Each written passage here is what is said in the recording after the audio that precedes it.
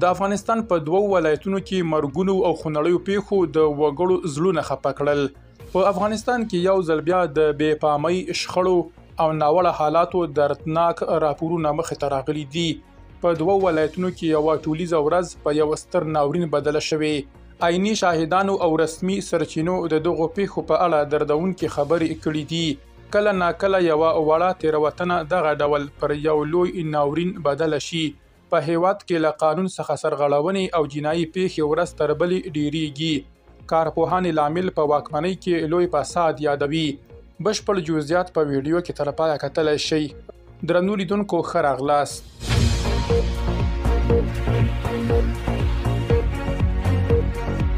لومړی خبر: د زابل له مرکزي څلورلارې سره یو باري ګاډی پر یو پاسو ګاډي چپه شوی چې ښځو او ماشومانو ته پکې مرګ ژوبله اوښتې ده.